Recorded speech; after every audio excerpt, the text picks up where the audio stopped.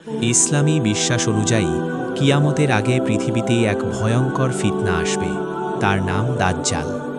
সে নিজেকে ঈশ্বর বলে দাবি করবে এবং মানুষকে বিভ্রান্ত করবে। হাদিসে বর্ণিত আছে, মুহাম্মদ রাসূল তার সাহাবীদের দাজ্জাল সম্পর্কে বারবার সতর্ক করেছিলেন। তিনি বলেছেন, আদম আলাইহিস সালাম থেকে কিয়ামত পর্যন্ত দাজ্জালের মতো বড় ফিতনা আর আসবে না।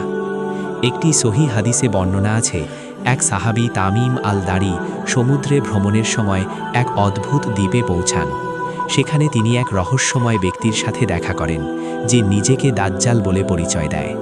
সে তখন শৃঙ্খলিত অবস্থায় ছিল এবং মুক্ত হওয়ার সময়ের অপেক্ষায় ছিল।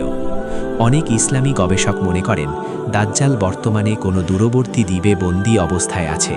আবার কেউ কেউ বলেন, সে পৃথিবীর কোনো অজানা স্থানে লুকিয়ে আছে।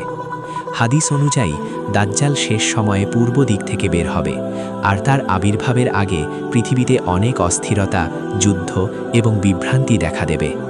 কিন্তু মুসলমানদের জন্য আশা আছে। মুহাম্মদ রাসূল আমাদের শিখিয়েছেন, যে ব্যক্তি সূরা কাহাফের প্রথম বা শেষ 10টি আয়াত পড়বে, সে দাজ্জালের ফিতনা থেকে নিরাপদ থাকবে। তাই ইসলাম আমাদের সতর্ক থাকতে এবং আল্লাহর পথে দৃঢ় থাকতে শিক্ষা দেয়, কারণ শেষ সময়ের এই বড় পরীক্ষায় সফল হতে হলে ঈমান শক্তি রাখা সবচেয়ে গুরুত্বপূর্ণ। আরও রহস্যময় ইসলামী ইতিহাস জানতে আমাদের চ্যানেলটি সাবস্ক্রাইব করুন।